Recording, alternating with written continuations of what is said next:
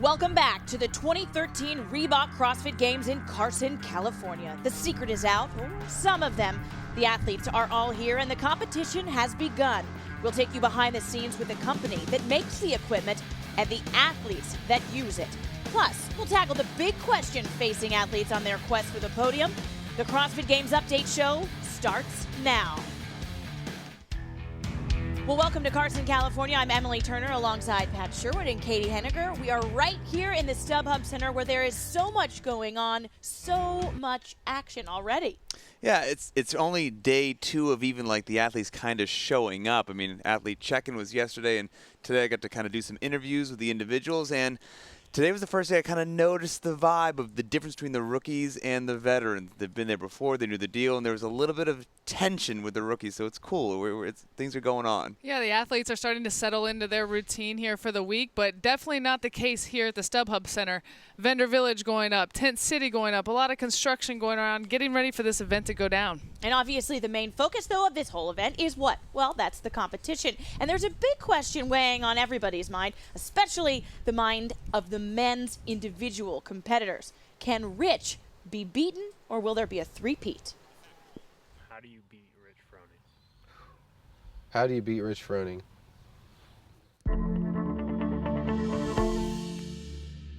To beat Rich, I have to go out there and perform. I've been talking about this with Graham like every day. Is how are we going to beat Rich? And I don't know. Nobody's figured it out yet. We're all thinking that. I think, to beat Rich Froning, you got to be well-rounded. Can't make any mistakes at all. You got to pour your heart out. I can't worry about Rich. I just have to worry about me and getting my job done. I think if you're going to beat Rich, you're going to have to bleed to do it. How do you beat Rich Froning? Anybody can beat Rich Froning. It's just, you gotta want it. I don't know.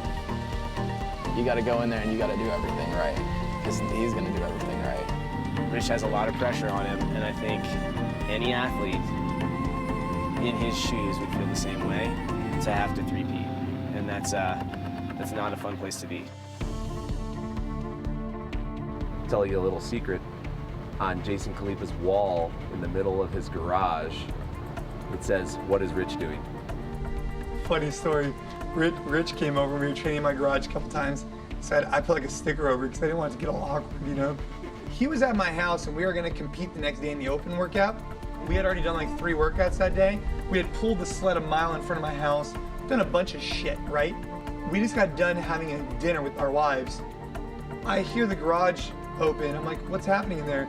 It's him front squatting a couple 100 pounds multiple times. I'm just looking, I'm like, really? The kid is gifted, he's built for this stuff, and he works tremendously hard.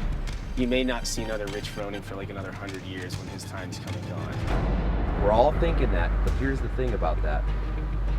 I think about what Rich is doing. I think about what Jason is doing. I think about what Spiel is doing. I think about, whoever. And what goes through my mindset is, am I doing everything that I need to do? Yeah, I got to beat Rich, but I got to beat everybody else too. I don't know that he really has any weaknesses, per se.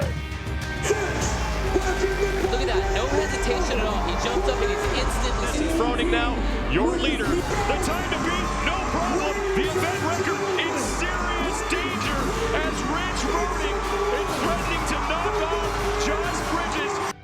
And how do you beat Josh Bridges? How do you beat Scott Panchik?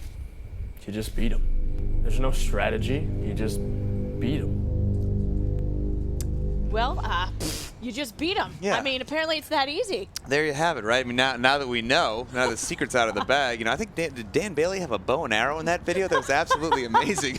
But, like I said, I interviewed a lot of the male athletes today, and I never brought up Rich Froning, but I had several of them just brought up his name, so I was like, it's interesting. Like, that is the man in everyone's mind.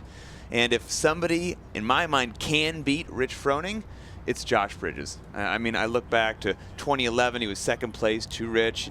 Last year, out because of the knee, curious as to how he'd come back. He came back amazing. In 2013, on the cross-regional comparison, 7th overall. And from what we know thus far about the 2013 Reebok CrossFit Games, the swim bar muscle-up event, yes, Rowing, sure, he's not built for it, but given his military, training right now, he's one of the mentally toughest competitors. Naughty Nancy. I mean, everything looks really good for Josh. I really like Josh Bridges, but the guy I got to go with, Matt Chan. I've known Matt for a long time. 6th time in the games. Last 5 years, he's been top 10 for the last 5 years, but it's just his confidence. I saw him this week. He said, I'm ready for anything. I've never really seen him that confident the past 4 weeks. He's been training with Chris Spieler and Eric O'Connor, something he hasn't done on a day in and day out basis. So I really think that Chan, just with the workouts that are out there now, I really think he's going to be standing on the podium. You know what's interesting is where we have a very strong person at the top of the podium this year in the men's event, there is no such thing on the women's side. Annie Thorsdottir out with an injury. Julie Fouché not returning, taking time off to focus on her medical training, her medical career.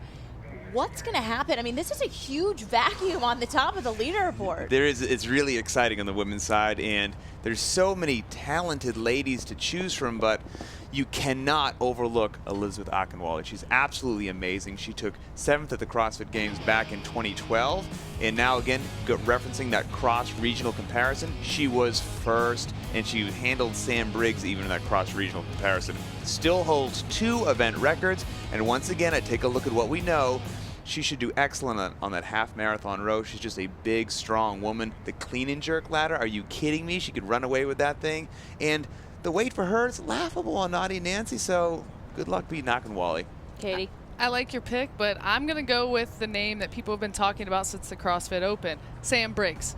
She did very well in the Open, won the Open, continued into the regionals, and I really think that she is the favorite coming into this. I think she'll do well in the swim. I think she's comfortable with the long distance with her triathlon background. So I think Sam Briggs is going to be standing on the podium. It's certainly going to be a really exciting race to watch. And, the one person who could give us probably the best perspective on that would be Annie Thorsdottir, because she's here. She's getting ready to watch all of this happen. But she would not commit to who's going to take the top spot. I think it's very hard on the female side. There's a lot of strong athletes there. Sam Briggs is looking very strong from Europe, and I think she's going to do really good. She can keep on going through a lot. Camilla Blanc, she's really good at the Ollie lifts, and as long as there's nothing that's gonna stop her, she's gonna do amazing as well. To Elena Fortunato, I don't know, there's so many good girls. Rebecca Voigt is starting to look very, very good for this year as well. It's going to be a very exciting competition. 1, 2, 3. My biggest focus right now is just on getting 100% good again so that I can get better than I was before. My goal 2014 is to reclaim my title, the fittest woman on earth. She may not be calling it, but I'll bet you guys that the bookies in Vegas, there's like a wide open spread for what woman's going to take that top spot. For sure, and I wish Annie could have given me a definitive pick. I want to hear, who could know perhaps better than her what it takes to be a winner. But, she has to be healthy. She has to get back. We miss her. And she's not going to be just sitting in the stands, chewing on turkey legs and swilling back beer. She's here to support her boy Frederick. And so what better coach to have in your corner as well? Exactly. And we're all happy that Annie's taking the time to get healthy and being very smart with her training. But, she didn't narrow down a pick, but she named 5 or 6 athletes. The field is wide open, and I think it is going to be a great race to the finish. Meanwhile, the race has already begun to the podium for the Masters. They kicked off their events right here in Carson, California, the StubHub Center this morning. We will have a recap of that when we come back right after this.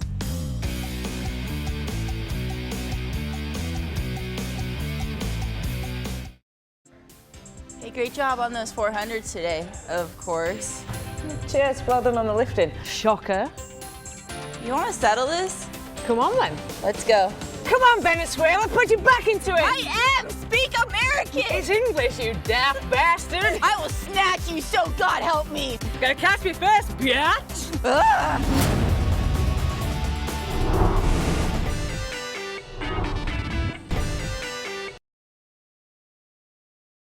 The same way that CrossFitters have taken fitness to a new level, we do the same thing with the equipment. since being involved, owning affiliates. Rogue Fitness gear has made a gym owner's life that much better. With CrossFit, they know what they want. And because we keep the work local in our shop, I can make changes based on their demands right away. Do you have Rogue equipment? People look for that when they look at a gym. If it says Rogue on it, that's the mark of quality equipment.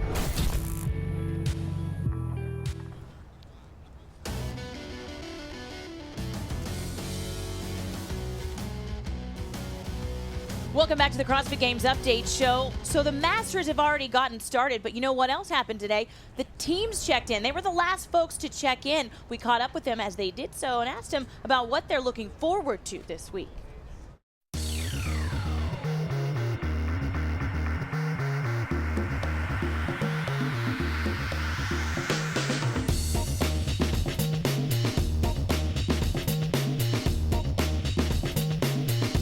Going to the events, we feel great. We've been training hard. We've got a group that's been together for the most part for a few years, and we've got the best coach in CrossFit. Teams worldwide, I mean, they're better athletes are getting into the team events as well, and the programming is becoming more advanced for the teams as well. So I think it's turned into, instead of being a sideshow, it's something you want to watch as well.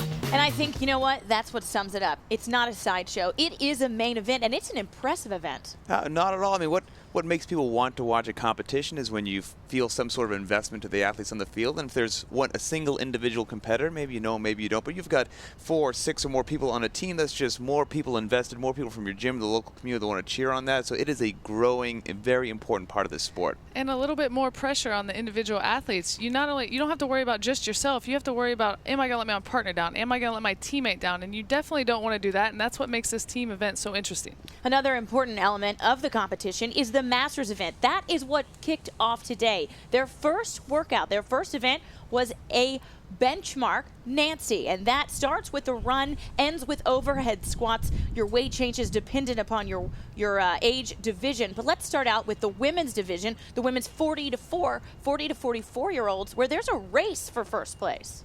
Oh, there's a serious race, and I would not have guessed how this day ended. I have to put my foot in my mouth. I said that Becky Konzelman was just going to be your dominating leader from start to finish, but that's not how it went.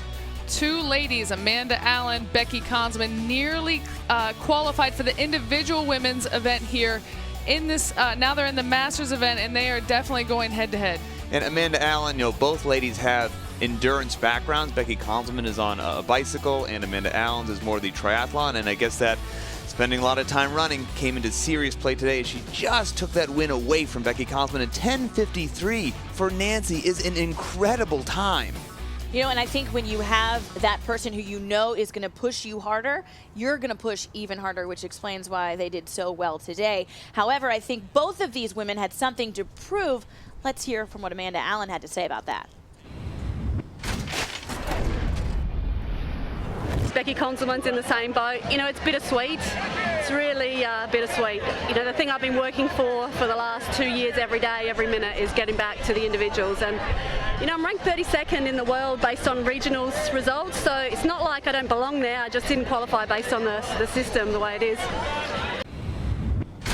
I think that says a lot about the Masters division, the fact that in the cross-regional comparison, she was 33rd. I mean, this is no joke. It's no joke at all. I mean, again, just take a look at the top 3 Nancy times right there.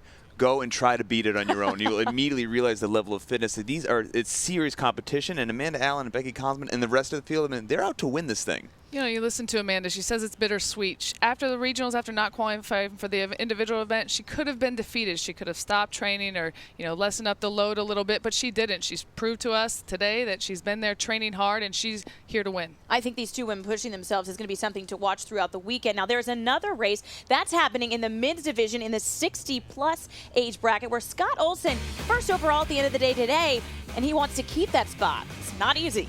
Yeah, returning champ once again. This is a day of me just having to go back on my words. Returning champ, and I dare you to find somebody 60-plus with a better mustache than Scott Olson. I thought he was going to take this event, but no. Lawyer Clark Holland said that is not going to be the case. Get it? He's a lawyer, not going to be the case. And he was your winner on Nancy. Well, if you want to play off of that pun, I'll tell you, Holland's not somebody that I would want to meet outside the courtroom if he lost, but judging by how well he did in this event, I don't think he loses very often. He's got great hair, too. And safe to say about your returning champ, Scott Olson, was the overall winner at the end of day one, coming out of CrossFit Front Range. I mean, they breed great athletes there, so he could take it again. Might be kind of cool to see if we can have a two-peat coming out of him. Here's what he had to say at the end of the day today. Everybody came back leaner and stronger this year. So maybe some guys got really cut at 60. Looking good, so it's going to be tough. This workout I was really dreading. So this wasn't the only workout that the Masters had to tackle today. I mean, no way. No, of course not. Not one thing for these ladies and gentlemen. They had a second event, and that was the push, drag, pull event. Essentially, it was handstand push-ups. You drag a sled across the field and back again. Then, that's not over. You have to do pull-ups. Let's go to the women's 45 to 49-year-old division, where there is a returning champ here as well. Lisa Mickelson, your overall day one winner, former champ, and she also has been on a winning team. In 2011, she competed for CrossFit New England, was a team member when they won. She's hailing from Massachusetts. I mean, they just breed champions up there in that state, so not shocking. This age group for the females, very competitive. Over half the women in the first workout, Nancy, were sub 14 minutes, which are blazing times for these athletes. Very competitive throughout the week for these guys. And there she is right there, the winner, Lisa Mickelson overall. And you know, one thing I've had the benefit in this next division, which would be the men's 40 to 44 division, to see firsthand. That's the owner of the gym where I attend CrossFit now. The owner is competing in this. He's first overall, a guy named Mike Mosley. He has done a fantastic job. And you know what? He trains like 2 a day, 3 a day, same thing. These guys are taking it very seriously. It doesn't matter what division it falls into, the competition is just as fierce as the individuals. Absolutely. All right, now coming back after this, let's get to what we can look forward to tomorrow, and we're going to take you behind the scenes, what goes into setting up, what these athletes are doing. We'll answer those questions for you just after this.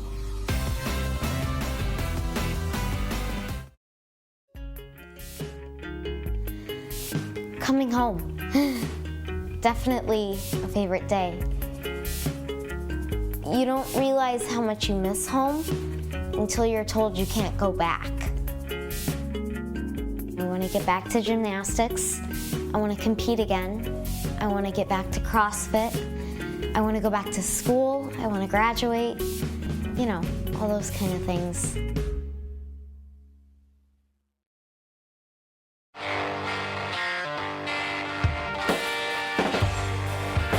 There's a revival happening, a reinvestment in American ingenuity, a return to manufacturing at the local level, where real success is measured in the jobs you create and the quality of your craftsmanship.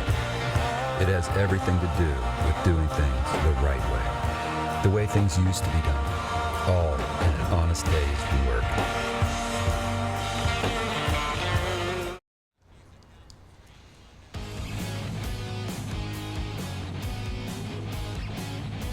Welcome back to the CrossFit Games Update Show. I'm Emily Turner alongside Pat Sherwood and Caity Henniger. And you know what? There is so much that has gone into preparation for this, you wouldn't necessarily believe it. So what we're going to do is show you, specifically through the eyes of Rogue. Hey guys, I'm Caity Henniger. Welcome to the Rogue Tent. We've been doing equipment for the games since 2009, 2010. If we don't do our job, the event doesn't go off. Everything with the games has gotten bigger, and with that, we've had to grow with the equipment as well. We have 1 million pounds of gear here this year. Compared to last year, we had 400,000 and 15 trucks. This year, 1 million pounds, 26 trucks. The new equipment are the surprises, what everybody's always waiting for. We've had the killer cage, the dog sled, the hit sled, the double banger. This year, all the athletes got to wait and see. Security for us and keeping things secret for those events that aren't announced. We take that very seriously. Everybody signs a confidentiality agreement that works with us that may or may not see some of the stuff, but that is the top priority for us to make this game be the best that it can be. For us, seeing the games go off seamlessly and watching the athletes compete on the equipment is the best thing. Have you ever had anybody try and sneak in and just see if they can see what they can, if there's anything they can find out? Almost every day.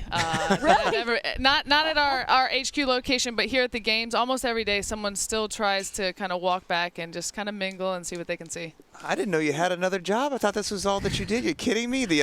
But, I mean, is it a blessing or a burden? It sounds like you guys are working out at an equipment company with the CIA, you know, with polygraphs and secret stuff going on, but you know it all. I mean, is that cool? Aren't we your friends? Can you tell us anything up here? Well, yes, you are my friends, but no, I cannot tell you.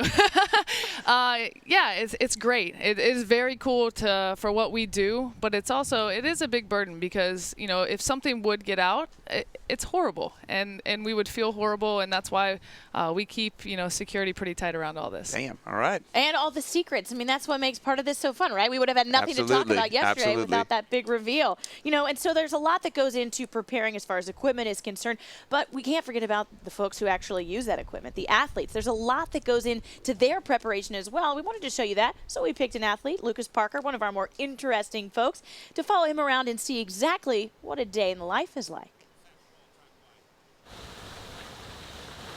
I'm gonna touch one. There we go. What do you think? Yeah. Okay. Sorry. Oh my God. I mean, I guess I should be used to it because it's the third year now. Holy moly.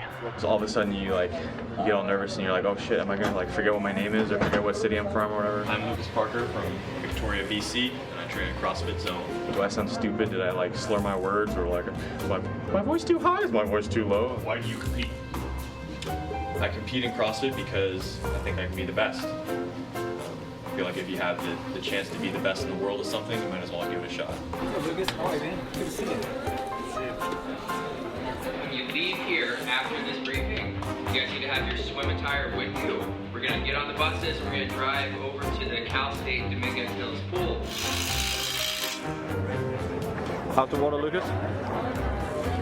It's good. It's nice being in a nice controlled environment in a swimming pool instead of out in the open ocean with all the sharks. See, I think most people are going to come out way too fast and do the first couple laps and get really burned out. So I think I'm going to maybe, instead of sprinting right off the bat, I'll maybe save it for the last few laps and then go for it. We'll see. All right, so we heard Lucas Parker speculate about that pool workout. Well, guess what? There is a lot of speculation that happens, but there's also a lot of testing and preparation that goes into these workouts. These workouts are tested long before this week. And then there's also the folks who are prepared to present them to the athletes to make sure that they make sense. When we caught up with those people, we got a chance to see them do these workouts one day in advance, and it was pretty cool.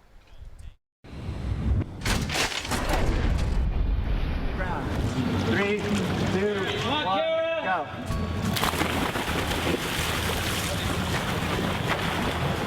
It's a very clever workout. So swimming, you're going to catch here, anchor your body, and pull to the hip. And then once you pull to here, you're going to extend and finish with the tricep. Well, I mean, that's a muscle up. So, 40 single arm mini muscle ups. 1 muscle up to get out of the pool, and then 3 bar muscle ups, and it gets pretty slick up there. So physically, I don't think the bar muscle ups worked hard, but technically they were. Just a little bit of moisture on the bar is tough. I don't think it's, obviously could have gone a little quicker through the muscle ups, but just didn't want to lose my grip, so just towel, muscle up, towel, muscle up, towel, muscle up. It's a swimming. For sure, it's a swim workout.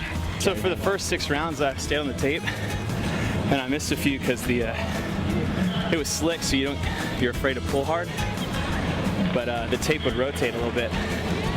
I spent 10 seconds to just dry my bar and chalk, and it was easy. It was so much different. I should have done that from the beginning. On the lap back, you just feel it in your legs and your arms and your breath. It's good. It's a fun workout. I like my pace on the swims. It wasn't that hard. It was just smooth. There's times I kind of wanted to go to my back and just change up the pull a little bit. It would have made me slower at swimming, but I think it would have saved my arms a little bit. I would not do it on the tape. I would spend 10 seconds, dry your hands, dry your bar, chalk your hands. That way you can do 1, 2, 3, just stop in the pool and go. Don't wait off the 3rd one. Oh, wins in the swim for sure. It's just, are you comfortable being out of breath, but holding your breath? So that'll be the thing. You'll see a lot of athletes not want to jump back in the water. It's not a muscle up workout, so I don't think it's going to be won or lost on the muscle ups.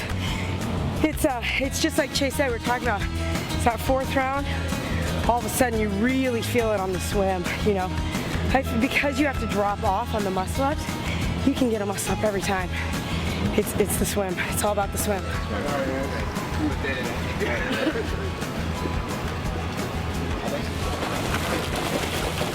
Come out and cross me.